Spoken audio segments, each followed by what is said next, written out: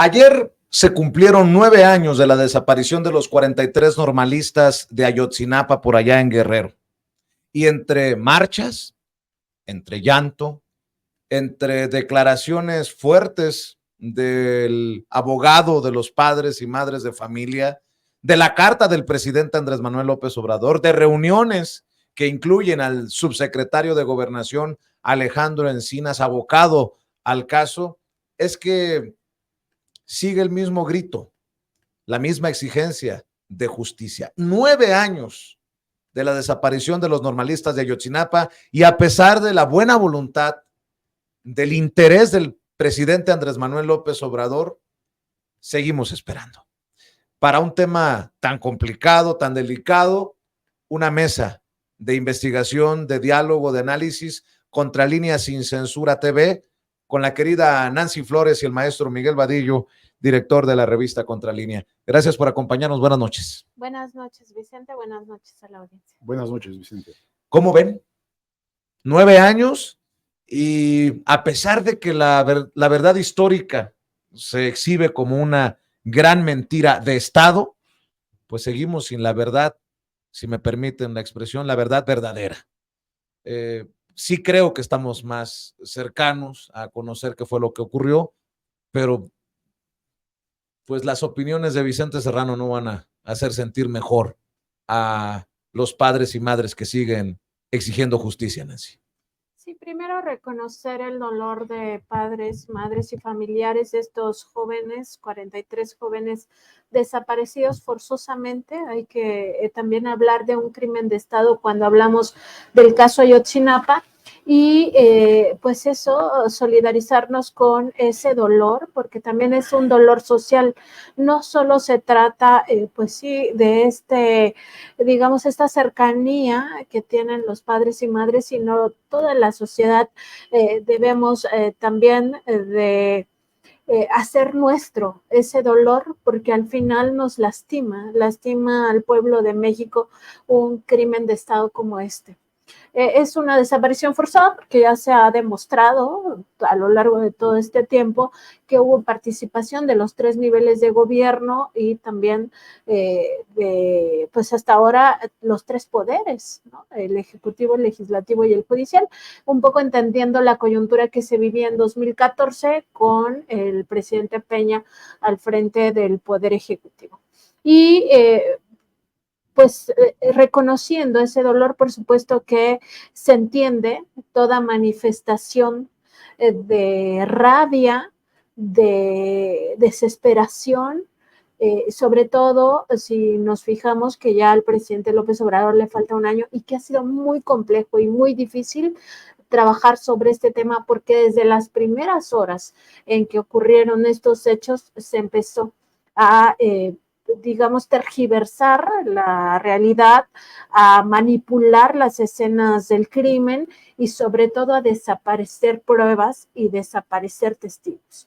Entonces, es muy complicado. Yo sí creo que estos obstáculos que el propio presidente López Obrador ha reconocido que existen, ha hecho muy difícil tener ya resultados más tangibles que solo el hecho de que haya, y es muy importante, sí, militares en la cárcel, también un ex procurador general de la República en la cárcel y otros autores materiales de este crimen. Por supuesto, falta los autores intelectuales y falta realmente conocer el móvil, pero sí creo que hay un avance en las investigaciones y hay que ver también lo que publica la propia Presidencia de la República sobre este más bien segundo informe que se les entrega a los padres y que ellos rechazan, porque eso también nos da luz acerca de otros intereses que no quieren que esto se conozca y que siguen tergiversando la propia investigación, ¿no? Para llevar, como se dice coloquialmente, agua a su molino, es decir, para sacar algún provecho o ventaja. Miguel, el propio presidente muestra su voluntad en la mañanera y dice que la información está disponible para los padres, las madres de los desaparecidos y sus representantes legales. Si ellos consideran que existe información que estamos ocultando, yo les digo, no es cierto. Así de claro dice el presidente que, por cierto, envía una carta, esta que estamos viendo en pantalla, en la que muestra su voluntad y dice: de conformidad con la reunión que sostuvimos con ustedes, madres y padres de familia de los jóvenes desaparecidos de la Normal de Ayotzinapa, con la presencia de sus abogados y asesores, y en respuesta a su solicitud del día 20 de septiembre, les comunico lo siguiente. Se les entregará un informe que pedía el general Luis Crescencio Sandoval González, secretario de la Defensa Nacional, sobre los documentos que ustedes están solicitando. En dicho informe se explica cuántas fojas y expedientes han sido entregados. Asimismo, se reitera el compromiso de continuar la búsqueda de otros escritos para no dejar ninguna duda sobre el manejo transparente y el recto proceder de esta institución del Estado mexicano. También se les entregarán todas las grabaciones proporcionadas por el gobierno de Estados Unidos vinculadas directa o indirectamente con el caso de los jóvenes desaparecidos de Ayotzinapa. Considero de especial interés el que ustedes conozcan la primera versión o relatoría que hemos elaborado de manera conjunta en el gobierno que represento, para ir formulando una idea que, complementada y sustentada con pruebas, nos lleve a un mayor acercamiento a lo que realmente sucedió la noche del 26 de septiembre de 2014 y los días posteriores. Por supuesto, dicha versión se aleja de la llamada verdad histórica, algo que pues va contrario a las declaraciones de Vidulfo Rosales, representante legal de los padres y madres de los desaparecidos de Ayotzinapa, que creo que en esta desesperación de la que habla Nancy, esta frustración, pues intenta comparar de alguna manera lo que presenta el gobierno del presidente Andrés Manuel López Obrador con aquella verdad histórica de Jesús Murillo Caram y Tomás Herón de Lucio. Y número 4, en la carta del presidente, reitero el compromiso de seguir conduciendo los trabajos de investigación hasta encontrar a los jóvenes desaparecidos, para lo cual seguiremos trabajando en coordinación con la Fiscalía Especial y la Fiscalía General de la República. Por último, les manifiesto que mantengo convicciones y principios, que es lo que estimo más importante en mi vida, y nunca jamás traicionaré la confianza de ustedes y del pueblo de México, y firma el presidente. Miguel, no sé a quién se lo escuché, pero me dolió cuando lo escuché. A veces con las buenas intenciones no es suficiente.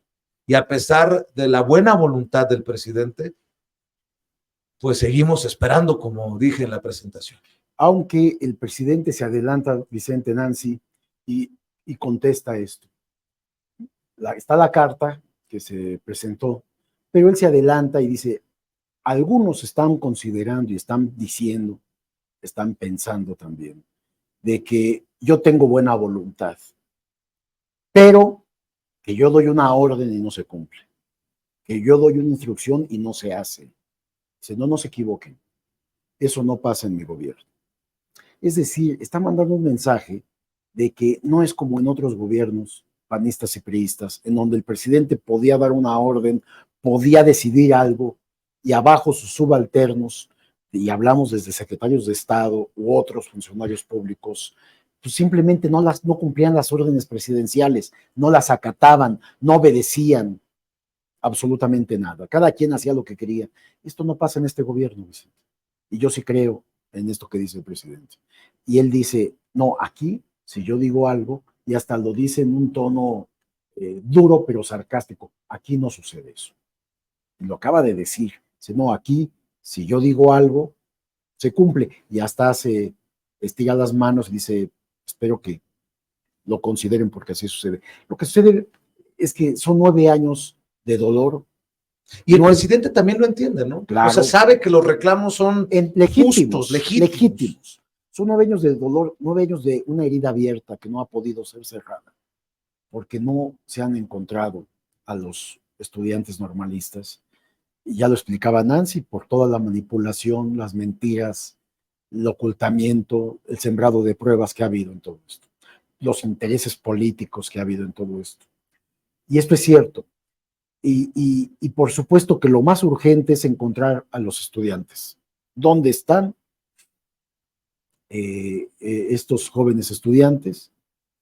No se ha podido dar con ellos, a pesar de todas las acciones policiales, de investigación, legales, ministeriales, y que ha llevado a prisión a muchos, incluidos 2 coroneles. algo que no se hubiera visto jamás en otro momento. Pero también es, perdón que te interrumpa, Miguel, pero es también parte de este surrealismo mexicano, ¿no? De nuestro histórico surrealismo, que uno de los personajes acusado de tortura todavía esté gozando a sus anchas en Israel, ¿no? O sea, me refiero a Tomás Herón de Lucio. O sea, es que hay impunidad en el mundo, Vicente. Sí, claro. No podemos creer que una nación, una comunidad, una sociedad como la judía, que fue perseguida, torturada, sabemos la historia, ahora como Estado le dé protección a un delincuente mexicano, que es parte importante en todo este fabricación y es el causante de sembrar, fabricar, torturar personas, sembrar pruebas, desviar la atención, ocultar la verdad, que es lo que ha impedido precisamente. Esto no sucedió en el actual gobierno, Vicente. Sucedió al segundo año de gobierno de Peña Nieto, del gobierno del PRI, y tuvieron 4 años más para hacer todo este cochinero de ocultamiento para que no se supiera la verdad. ¿Y por qué hicieron esto, Vicente? No es que se tratara de ocultar a estos que operaron el crimen, que son sicarios, narcotraficantes, policías estatales, policías municipales, vinculados, funcionarios menores que participaron. Aquí se está ocultando a los verdaderos autores intelectuales, a los verdaderos autores de tomar la decisión de hacer este crimen de Estado. Y ahí hablamos de políticos de alto nivel. Cuando tú ves que un procurador general de la República está encarcelado por este hecho y sigue guardando silencio, esto no apunta sino que a otros funcionarios a nivel de secretarios de Estado y del propio presidente de la República en ese momento, que era Enrique Peña Nieto. Eso es lo que puede estar imposibilitando de llegar hasta ellos, ocultando evidencias. Y no se ha podido, o sea, no encuentran los restos, porque si encuentran los restos podrían llegar más arriba en la escala política de quién tomó la decisión, quién aceptó, quién encubrió, más allá de un procurador general de la República, que un procurador como ahora el fiscal están a niveles de los secretarios de Estado. Claro. Aunque sea autónoma en este caso del actual fiscal, en aquel momento no, porque dependía, a diferencia de hoy, dependía totalmente el procurador Jesús Murillo Caram del presidente de la República. Yo digo que estamos más cerca de conocer la verdad, la verdadera verdad. Lo digo con sarcasmo, con ironía dolorosa, por lo de la verdad histórica. Por la honestidad del presidente en su interés, en su voluntad de esclarecer esto. Pero ¿dónde estamos parados? Si podemos evaluarlo, Nancy, Miguel, ¿dónde estamos parados? ¿Qué tan cerca? ¿Qué tan cerca es cerca? Porque también se han ido de México los miembros del grupo interdisciplinario de expertos y se van, dicen ellos, frustrados porque chocan con pared, de acuerdo a las declaraciones, y esto ya pasa en este sexenio. ¿Dónde estamos? ¿O estamos en un laberinto que nos regresa siempre al punto inicial? ¿O dónde estamos? La pared con la que se dice que se choca, Vicente, la que tú mencionas, es la pared militar. Es donde vemos que sigue habiendo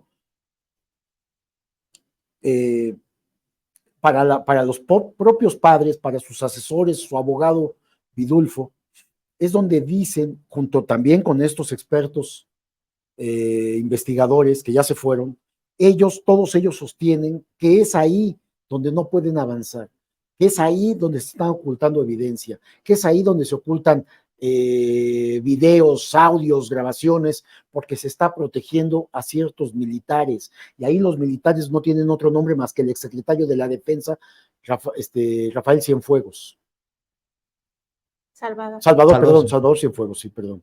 Es ahí donde podría llegar, y yo creo que sí tenía información también, pero acá el punto, no hay esta intención en el caso del presidente de ocultar evidencia de ellos, quienes sean responsables. Solamente que se tiene que tener las pruebas, los señalamientos directos de que ellos fueron los que ordenaron esto o que ocultaran esto. Se tiene a un procurador general de la República preso. No es menor, ¿eh? No es menor. Es del mismo nivel de importancia que el secretario de la Defensa, o el de entonces secretario de la Defensa. Es decir, pero es la pared a la que se están enfrentando. Pero yo, como tú, yo no creo en lo más mínimo que el presidente esté tratando de ocultar evidencias, pero las investigaciones tienen que avanzar. Ahora, el presidente ha hablado de que ha habido bloqueo, interferencias, intereses, al grado que en la propia fiscalía renunció el fiscal responsable del caso por intereses, quién sabe qué ocultos. Ha habido de que hay interferencia. También hay que decirlo, sí hay problema en la parte militar, Vicente, porque los militares terminan su gestión y no salen, se mantienen dentro del grupo militar en otros cargos, en otros puestos. Es una rueda giratoria que nada más cambian de posición, pero siguen ahí incrustados. Pero con mucho poder. Pero contrasta esto que de la pared con la que chocan de esto que estamos hablando con la carta del presidente, ¿no? Porque hay un momento, hay un párrafo en la carta que hace referencia precisamente al secretario de la Defensa Nacional y me llama la atención, ¿no? Por lo que estamos hablando, solamente por lo que estamos hablando, menciono y escucho tus comentarios, tus opiniones, Nancy, también. Se les entregará un informe que pedía el general Luis Crescencio Sandoval González, secretario de la Defensa Nacional, sobre los documentos que ustedes están solicitando. En dicho informe se explica cuántas fojas y expedientes han sido entregados. Asimismo, se reitera el compromiso de continuar la búsqueda de otros escritos para no dejar ninguna duda sobre el manejo transparente y el recto proceder de esta institución del Estado mexicano. Pero, pues, hay otros datos que no solamente del ejército, sino de la Marina, no hubo un recto proceder. Recuerdo el video que se presentó en donde se estaba manipulando y se da a conocer por parte de la Marina, ¿no? O sea, no estoy diciendo que no haya transparencia hoy, pero habrá intereses debajo de los secretarios, personajes que han estado enquistados o que ya tienen mucho tiempo en las corporaciones que podrían estar muy interesados en que no se sepa, que no se llegue a la verdad, Nancy. Sí, Vicente, siento que este tema es pues como un pantano, como aguas muy pantanosas, porque cualquier opinión puede herir los sentimientos de los padres y las madres. Sin embargo, yo sí quisiera referirme a lo que ha presentado la Presidencia de la República, un poco para transparentar lo que ha hecho el gobierno actual en torno a este caso y para evidenciar que no es igual el gobierno de Enrique Peña Nieto, que manipuló desde las primeras horas las escenas del crimen, que buscó incluso acabar con las evidencias, sembrarlas en una parte, que es este video al que te refieres de la Marina, que ojo, este video nadie conocía que la Marina había filmado con drones y esto se dio a conocer en este sexenio cuando bien se pudo también haber desaparecido esa información. Claro. Y eso tiene un valor de que las instituciones sí están cumpliendo con las órdenes del mando supremo, que es el presidente López Obrador. Entonces, el informe que dan a conocer el 26 de septiembre, tiene varios, digamos, yo siento varios puntos clave. Primero, las comunicaciones que sostiene el general Luis Crescencio Sandoval con el presidente, diciéndole que sí ha habido transparencia y haciéndole toda una relatoría de lo que han entregado, no solo a los padres y madres, que les han permitido la entrada a cuarteles, que les han abierto al grupo interdisciplinario de expertos independientes los archivos, que entraron directamente a los archivos, que ellos solicitaron documentos específicos. El propio expediente en sus páginas 11 y 12 incluyen un documento del propio 26 de septiembre de 2014, donde se da cuenta de diversas intervenciones. Yo creo que son intervenciones por cómo se está presentado esto, y esos documentos les fueron entregados también a los padres y las madres. Entonces, sí veo una diferencia entre un gobierno y otro, donde claro, las mismas instituciones se utilizaron de forma distinta. Por eso, Nancy, por eso hace tanto ruido una declaración como la de Vidulfo Rosales, que le voy a pedir al equipo de producción que nos rescate estas declaraciones que presentamos, en la que, pues, en su frustración, me quiero imaginar, nunca pondría así, de bote pronto, en duda una razón de por qué hacen esta declaración, pero que termina dándole elementos para esa prensa antiobradorista o no sé, que busca ser un obstáculo o una zancadilla al gobierno del presidente Andrés Manuel López Obrador para darle vuelo y decir, pues miren, resultó ser lo mismo de lo mismo. Creo que nos queda claro en esta mesa, por lo menos. Y creo que no sé si a todos, pero a la gran mayoría de los padres y madres de familia, que Andrés Manuel López Obrador no es Peña Nieto. Y que el gobierno de este presidente está haciendo lo que no quiso hacer el gobierno del pasado presidente. Así me lo imagino, así lo pienso, con mucho respeto, obviamente con mucho respeto todas las opiniones, y no sé si tengamos precisamente estas declaraciones de Vidulfo Rosales, en cualquier momento nos las van a poner en pantalla, Nancy, que es lo que hace ruido, pues. Es lo que hace ruido en estos medios que quieren hacer creerle a la sociedad que esto no avanza.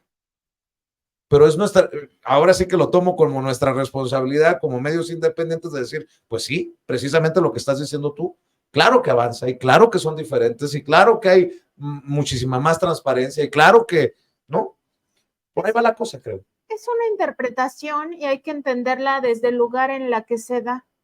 Es una interpretación que hace el abogado que ha acompañado a los padres y madres y ha tenido un desgaste también, incluso, digamos, un desgaste humano, un desgaste sentimental, un desgaste emocional, psicológico incluso, que ha sido sometido además a vigilancia. En algún momento se hizo pública una conversación privada que no debió de haberse grabado, pero se hizo, ¿no? Este espionaje del que fue sujeto él y también miembros del GIEI, donde se le exhibía por haber pues hablado mal de los padres y madres, y en aquel momento esos medios que ahora le apapachan lo lincharon, ¿no?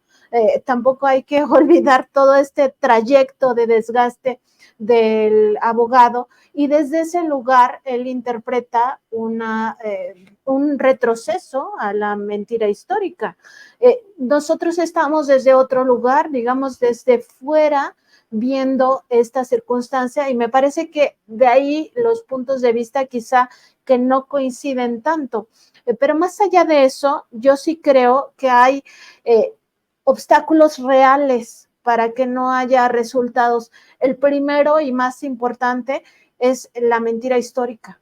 O sea, esta tergiversación de los hechos, manipulación de las escenas, robo de evidencia, manejo ilícito de las cosas, todo eso es un primer momento que necesariamente obstaculiza conocer la verdad, y quién sabe si algún día la conozcamos a cómo vamos a estas alturas.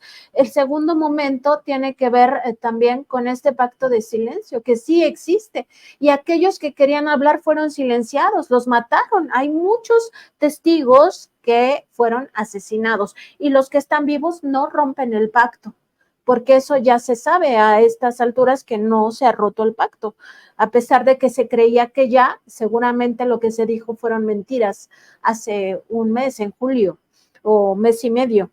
Y lo otro incluso esta rebelión a la que ya se hace referencia a Miguel Vadillo, rebelión al interior de la Fiscalía General de la República, porque no solo fue el fiscal de la UEILCA que renuncia y además hace un escándalo al momento de renunciar, pero luego se tienen más informaciones de que ministerios públicos renunciaron, pero de que además no querían actuar contra ciertos personajes, sobre todo lo ligado al ex procurador general de la República, Jesús Murillo Caram. Entonces, son situaciones que es muy difícil sobrepasarlas o que no te afecten en la investigación actual. Vamos a ver y escuchar lo que dijo Vidulfo Rosales, que yo digo que poca vergüenza de los medios que retoman solamente esto y que se olvidan del caso Ayotzinapa todo el año, ¿no? Los otros 364 días del año. Vamos a ver, escuchar. No, pues es la misma reunión, es incluso peor porque ahora agregan un elemento más. Nosotros ya habíamos dialogado con Alejandro Encinas y él nos había explicado qué es lo que contenía su informe. Entonces había consenso sobre lo que contenía su informe, hasta dónde estábamos en este momento y qué era lo que faltaba. Entonces ahora está incorporando elementos nuevos a este informe, más cercanos a la verdad histórica, incluso criminaliza a los estudiantes de la Normal, refiere que había una infiltración ahí de parte de los estudiantes, reduce, vuelvo a repetir, los hechos a un tema meramente local, meramente de Guerreros Unidos. La responsabilidad radica principalmente en Guerreros Unidos, dejando por fuera toda la responsabilidad de las autoridades. ¿Cuál es su Bueno, dice, estamos peor, dice, por lo que se agrega al informe en el que más o menos estábamos de acuerdo a Vidulfo Rosales, el representante legal de los padres y madres de los desaparecidos de Ayotzinapa.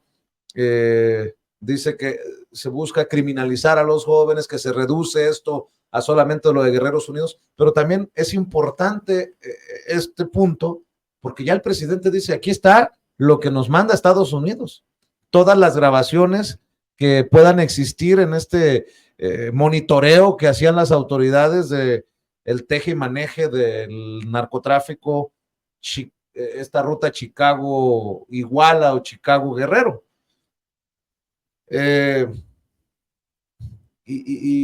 Y menciona a Alejandro Encinas, que es otro de los personajes que trae a cuestas un costal pesadísimo, ¿no? Es una gran responsabilidad. Cada quien habrá de presentar su evaluación de lo que se hace o lo que no se ha hecho en torno a este caso, pero bueno, ahí están las declaraciones de un Vidulfo Rosales que en su desesperación dice, estamos más cercanos a la verdad histórica ahora que antes. Sí, es excesiva esta afirmación del abogado, no hay la menor duda. Quienes hemos seguido este caso desde hace 9 años, y digo, es excesiva, pero sin embargo, yo te diría que justificable, Nancy, Vicente, porque él es el abogado de los padres víctimas de los 43 estudiantes normalistas. Él está en su papel, les diría yo. Uh-huh. Él se excede en sus declaraciones, exige justicia, dice no han hecho nada, están igual que antes, están igual que los priistas, que en su momento fueron los que cometieron este acto. Por eso se dice es un crimen de Estado, significa que participaron autoridades de todos los niveles de gobierno. De tal manera que él dice, pues están igual, porque ese es su papel como abogado, exigir justicia, porque como bien sabemos, en 9 años, 4 del priismo, 5 del actual gobierno, no sabemos dónde están. Sí, entendemos los que damos seguimiento a este caso y hasta lo investigamos, que sí hay un avance, porque además hay voluntad política, hay decisiones que se han acatado, y esto es lo que ha llevado a tener a muchos presos, incluido un procurador general de la República, un fiscal responsable como Tomás Herón, que tiene que estar prófugo porque tiene órdenes de aprehensión hasta por tortura, encubrimiento y otros delitos. Hay 20 militares presos, entre ellos 2 coroneles. En fin, sí hay acciones. No se ha dado con los estudiantes, esto es cierto también. Entonces el abogado tiene que salir a exigir, encuentren a los estudiantes. Y de ahí, pues, los excesos que podamos considerar en sus declaraciones, yo digo que estos son justificables. No pueden ser parte de la realidad, si haciendo un análisis duro de las cosas, pero pues es el abogado de los papás. Claro. Los padres no aceptan el informe, los padres aconsejados por sus asesores y sus abogados. Cuando dices, pues, ese informe es con informaciones que ya lo tenemos, bueno, eso es lo que hay. Ahora, hay algo que nos perdemos de vista, yo no lo he escuchado en lo absoluto.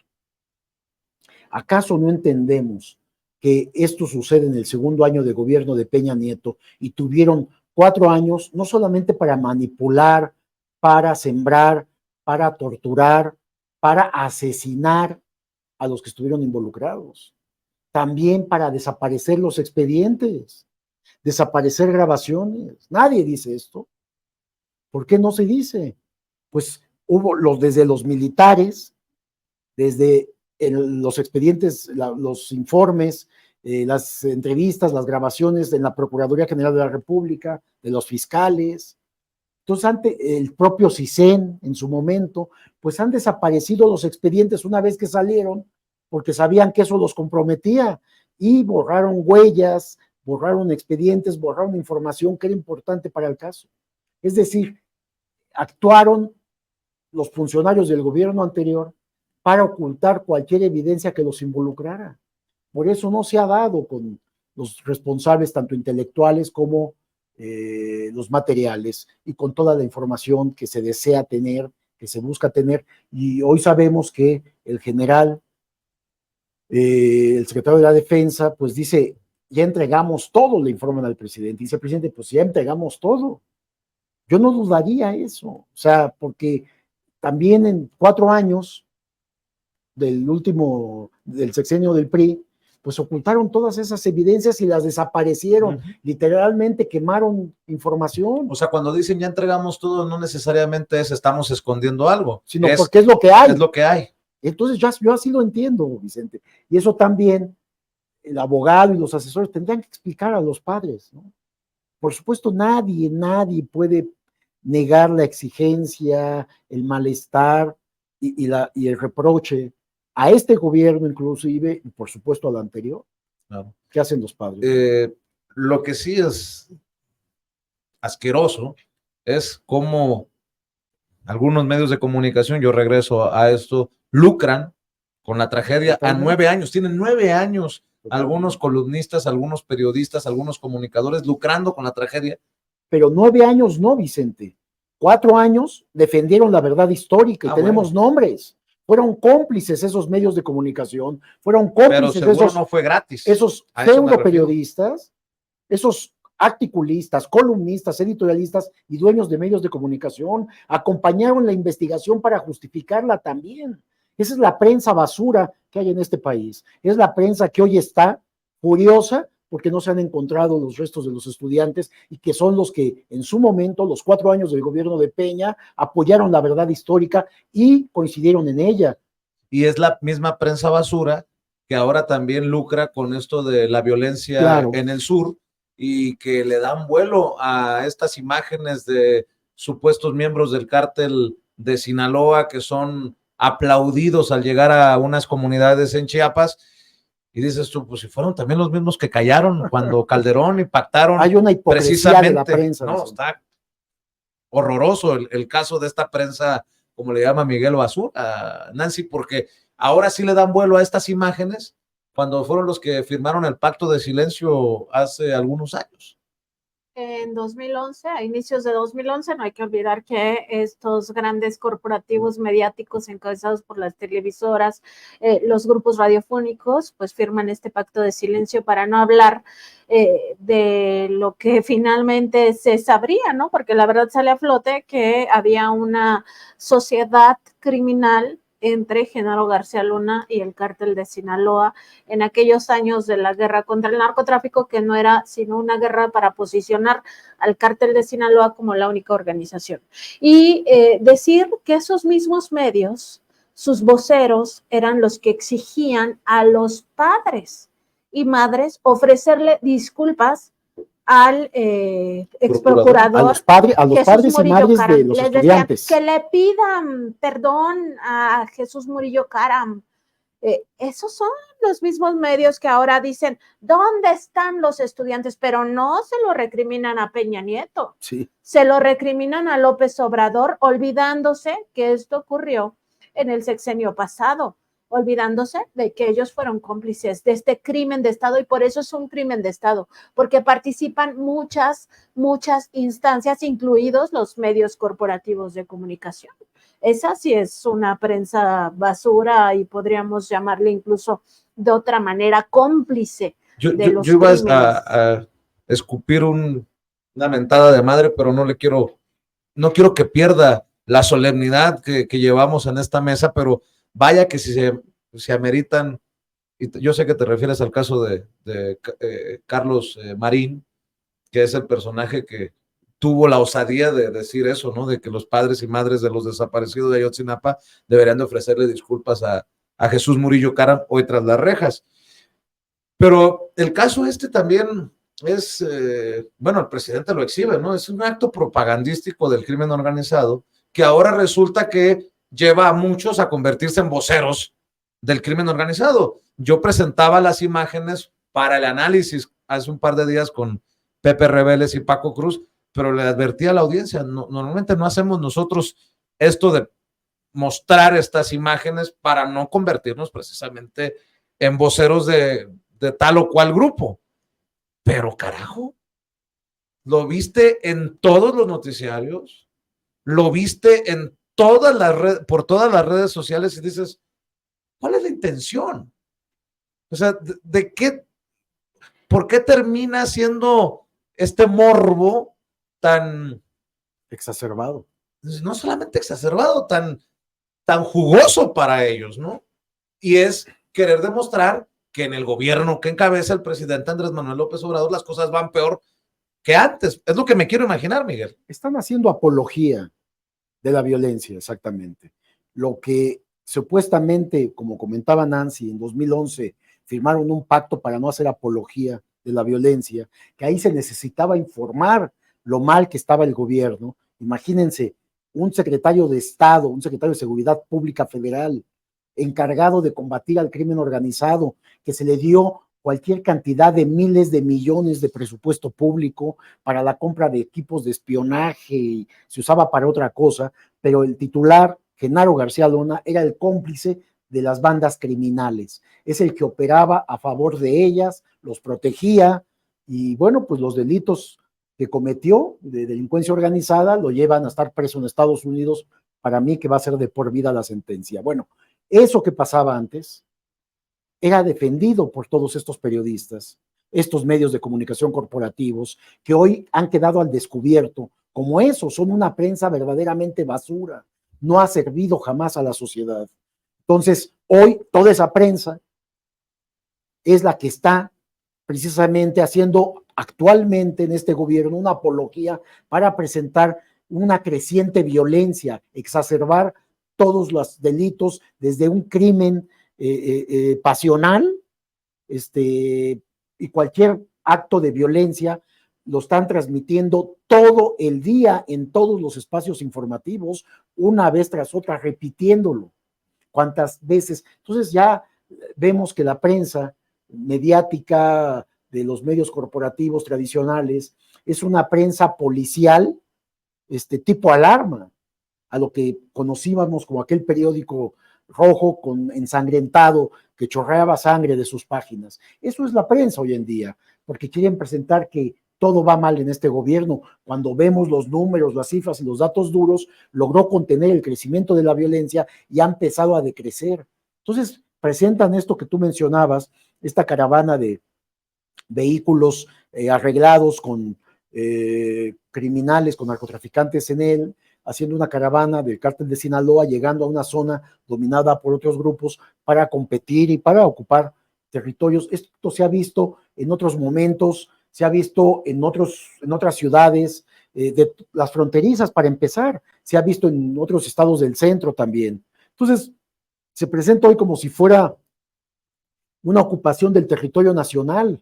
Inmediatamente se mandó a la Guardia Nacional a esta zona, porque hay capacidad de respuesta del Estado mexicano, no es como antes. Y el presidente lo ha mencionado, Rosa Isela no es García Luna, por favor, o sea, y tiene razón, ¿no? Es decir, ya no se encubre y ya no son cómplices del crimen organizado, algo que debería de entender, bueno, no es que no lo entiendan los medios, ellos traen una campaña desinformadora, manipuladora de todo lo que está sucediendo. Y nos corresponde a los que nos asumamos, ¿no?, en un papel honesto de exhibir esta prensa basura de la que habla Miguel Nazi, porque además no debería de sorprendernos, no es la primera vez. Recuerdo que espacios con personajes con nombre y apellido de los grandes periodistas de México, hace un par de años mostraban aquellos camiones casi blindados en Michoacán y decían, vean cómo llega el crimen organizado y están mostrando el músculo. Ahora muestran esto y serán los mismos que van a criticar al presidente cuando vaya a Badiraguato, a Sinaloa. Dijo que a pesar de la extradición de Ovidio Guzmán, él va a inaugurar las obras en una de las zonas más pobres del país, ahí del Triángulo Dorado. Pero pues creo que la gente se va a ir dando cuenta. Entre más se exhiba, entre más se hable de esto, la gente tiene que ver, ¿no? Bueno, ahora sí que el que quiera ver, que vea, y el que quiera escuchar, que escuche. Pero, o sea, que yo pregunto, ¿qué valor periodístico tendría mostrar una y otra vez estas imágenes? Porque hay canales de televisión que lo presentan en la mañana, en el mediodía, en la tarde y en la noche. No, tiene transmisión 24 horas. Sí, se aplica esto de esa máxima de yo no tengo amigos, tengo intereses, pero en ellos es yo no tengo interés periodístico si no tengo intereses, ¿no? Y pues este ejemplo que ponías en torno a la figura del presidente López Obrador y que va a ir a inaugurar este camino que se hizo en Badiraguato, nada más recordar pues un poco las contradicciones en las que caen precisamente por navegar en intereses y no en una línea editorial real, ¿no? O sea, con interés periodístico verdadero, porque no hay que olvidar que el discurso previo a al juicio de Genaro García Luna era que el gobierno de la 4T era aliado de los cárteles del narcotráfico y su evidencia, gran evidencia que tenían periodística según ellos, era la foto del presidente saludando a la mamá de Joaquín Guzmán Loera, alias el Chapo Guzmán. Y eso era su discurso, ¿no? Después viene lo de Ovidio, ahí está, ¿no? El presidente se dobla ante el cártel porque además el presidente sí es socio del cártel de Sinaloa, decía. Y después ya agarran a Ovidio, ¿no? En esta, digamos, suerte de que siguieron investigando hasta que por fin agarran a Ovidio y entonces dicen, no es Ovidio, presidente, no es Ovidio, decían, ¿no? Claro, primero decían, ese no es Ovidio, bueno, ya se confirma que sí es Ovidio y está retrasando la extradición porque no lo quiere entregar a Estados Unidos. Y ya se entrega a Estados Unidos. ¿Por qué se le extraditó de forma fast track? O guardan silencio. La otra es bajar la noticia. Como lo hicieron con Genaro García Luna, ¿no? Y ya lo extraditan, entonces el presidente tiene miedo. ¿Pero cómo? No empezamos al inicio del sexenio con un discurso de que era socio y ahora les tiene miedo. O sea, ese es parte de las contradicciones en las que caen precisamente porque no actúan con los principios éticos del periodismo, sino actúan con sus intereses de grupo. Entonces, o sea, hay que entender esto. Y lo otro que decías, Vicente, de que se tiene que fiscalizar a la prensa, es que sí, pero también eso lo tiene que hacer el pueblo, la sociedad o como querramos llamarle a la gente. ¿Por qué? Porque los medios de comunicación y los comunicadores, periodistas, reporteros, lo que seamos, comunicadores en general, no somos dueños del derecho humano a la información. Todas las personas tienen ese derecho humano Y por tanto, si los medios se supone que son herramienta para ejercer ese derecho humano, entonces deben de estar a la libre disposición de que la sociedad los fiscalice. Punto. O sea, de eso se trata. No hay patrimonio en la información y si ellos están violentando sistemáticamente ese derecho humano, la gente tiene derecho a pues exigirles cuentas y a cancelarlos. O sea, literal, ahora con esto de las cancelaciones, pues que se cancele a los medios que mienten. Y fíjate que ayer hablábamos de un tema que te decía Miguel, no merece más que un análisis simple que se hace muchas veces en los medios de comunicación, como el tema del tráfico de migrantes y los reacomodos, incluso del negocio de los cárteles para traficar con gente y no con drogas, o que ya se ha convertido en un negocio mayor. Y esto también va de la mano, ¿no? O sea, ¿por qué, si es tan importante para ti como medio de comunicación, pasarle a tu audiencia una y otra vez las caravanas de estos presuntos narcotraficantes, pues no se lo analizas como un fenómeno social, un fenómeno, no, o sea, todo lo que, o sea, hacer una verdadera chamba. O sea, ¿qué está pasando? ¿Por qué sucede? ¿Por qué sucede? ¿Por qué aplauden? ¿Están siendo forzados para el video? ¿O están genuinamente recibiendo a estos miembros de tal o cual cártel?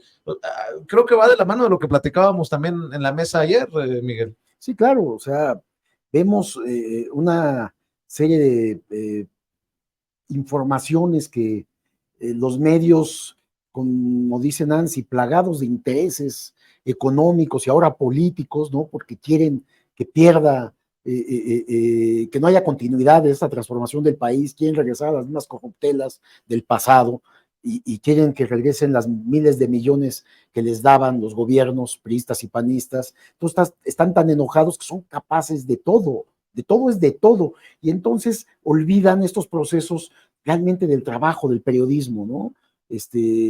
Investigar los fenómenos sociales, por qué están sucediendo, más que estar transmitiendo imagen tras imagen que no te lleva a nada, pero sí quieren meter en la mente de las personas que la violencia ya es desbordada, ya ha desbordado al gobierno mexicano, a las autoridades, y que ya no hay más que hacer. Por eso se necesita un cambio, dicen ellos. Y lo dicen, no solamente lo presentan, sino que en sus mesas de análisis lo comentan uno tras otro, ¿no?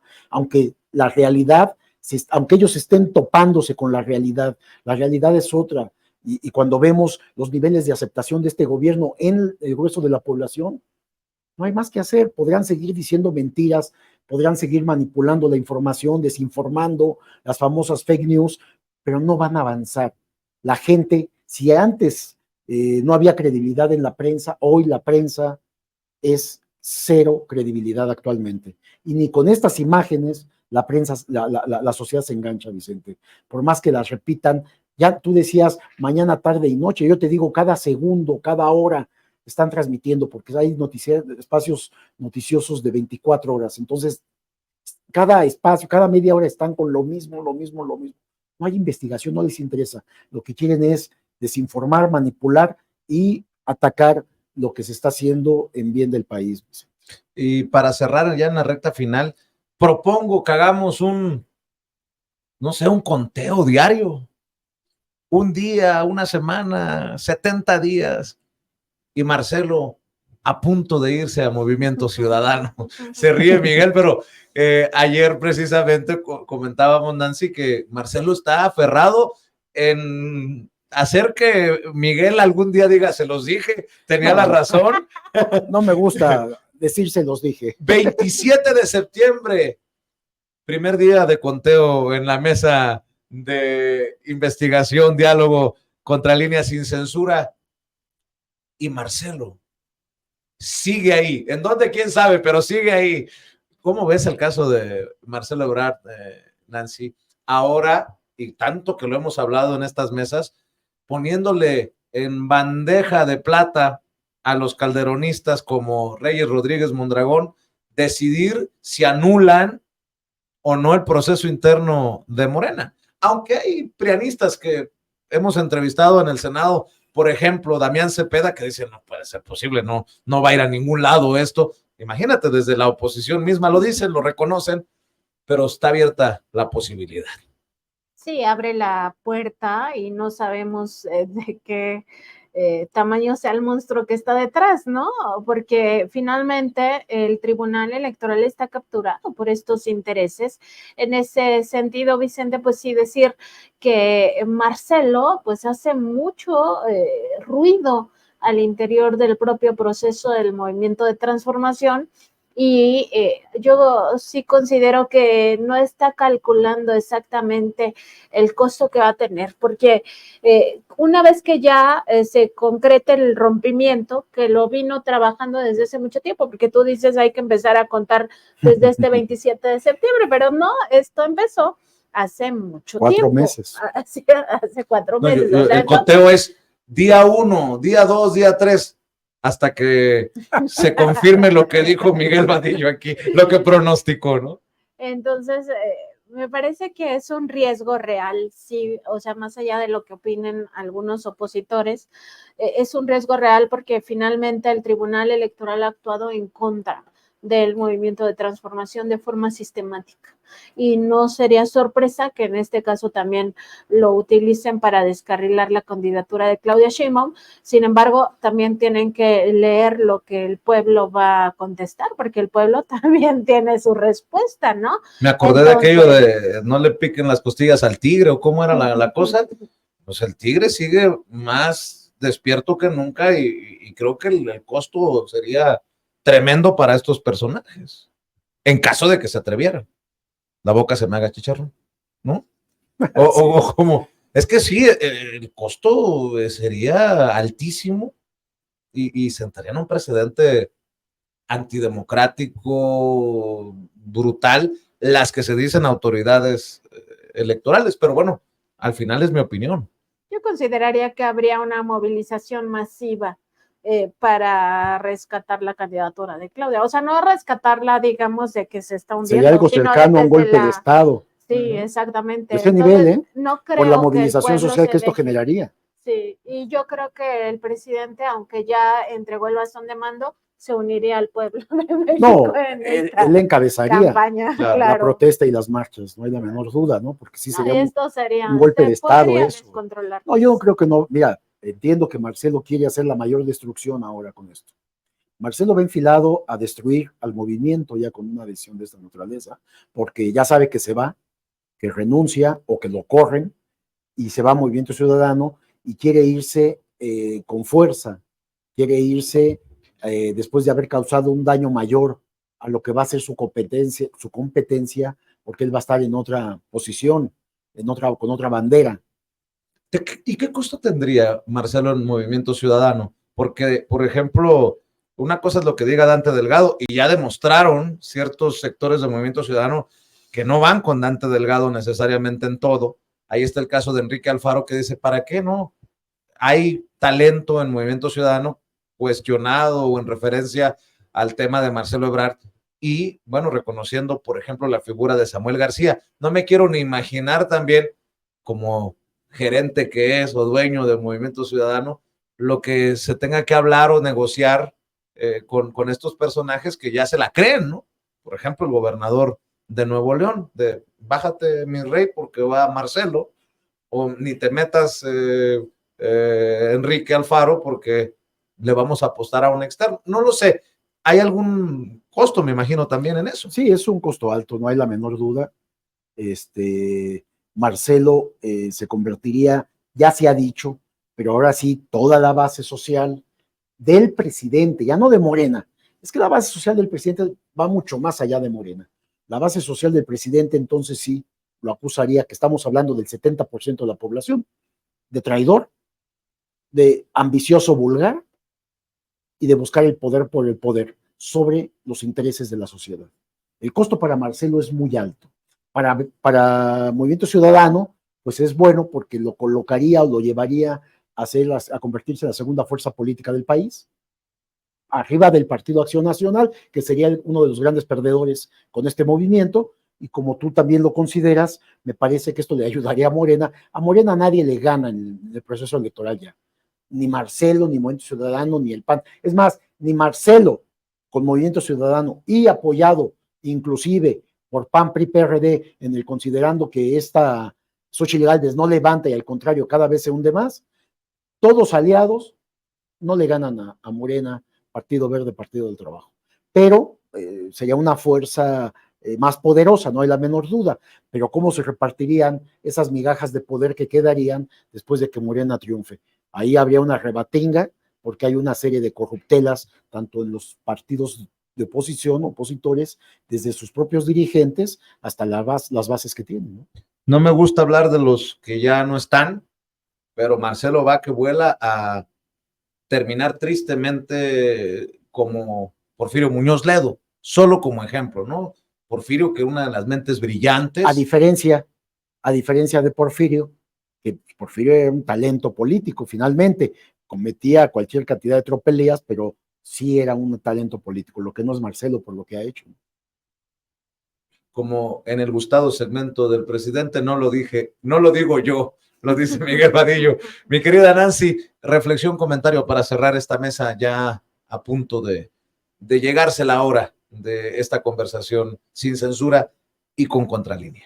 Pues hay que estar atentos a todo el caso Ayotzinapa, lo que vaya a generarse de informaciones en los próximos días, que seguramente habrá reacciones por esta transparencia en torno al reporte, este informe que se genera por dos vías, una es el Ejército y otra es la COBAG, ¿no? Esta comisión que se crea dentro del poder presidencial para encontrar la verdad, entonces hay que estar muy atentos. Y del otro tema, pues sí, del tema de Marcelo, pues sí reconocer que ya es el total rompimiento y que queda en segundo lugar él, además, pues muy exhibido, ¿no? Como en una especie de cuarta transformación ya muy domesticada o muy hacia la derecha, ¿no?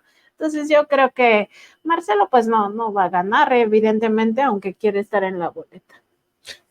También al pendiente de las grabaciones, estas grabaciones que entrega Estados Unidos, por ahí podríamos tener más elementos y hasta sorpresas, Miguel. Sí, y hay que decir, en el caso de Ayotzinapa, que es lo que en este momento se conmemora 9 años de esta tragedia, un abrazo muy solidario con los padres, que son las víctimas que tienen que enfrentar 9 años de la desaparición, el secuestro y desaparición forzada de sus hijos. Solamente ahí me quedo, no quiero decir nada más, un abrazo afectuoso y con mucho dolor, lo decimos, Vicente. Y que yo también espero que las opiniones que honestamente se vierten aquí en Sin Censura no generen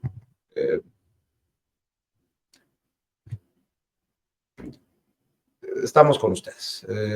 Creo que esa es la forma de definirlo. Estamos con ustedes, de su lado, en la mesa histórica, porque todos aquí en esta mesa queremos justicia y queremos que de alguna manera vaya sanando esa herida con la verdad, con la aparición de sus hijos, de sus hermanos. Mi querida Nancy, cerremos invitando a esta audiencia diferente e inteligente para que los busque, para que los lea, para que los vea, para que los escuche en sus trincheras. Sí, estamos en www.contralinea.com.mx, además en Facebook, Twitter, Instagram, YouTube y TikTok como Contralínea, en Spotify, iBooks y Apple Podcast como Contralínea Audio. Los invitamos a que se suscriban a estas redes sociales. Además estamos en nuestro programa de lunes a viernes a las 10 de la mañana por el canal de YouTube y de Facebook, y también a la 1 de la tarde, lunes, miércoles y viernes en nuestra mesa de contradebate, por supuesto también aquí en Sin Censura a las 8 de la noche de lunes a viernes. Muchas gracias, Nancy, maestro. Estamos al pendiente. Buenas noches. Y nos vemos cuando lo amerite la noticia o en la próxima mesa de investigación Contralínea Sin Censura TV. Todos somos Sin Censura, seguimos avanzando y le pido que usted siga compartiendo estos contenidos honestos, transparentes desde esta trinchera.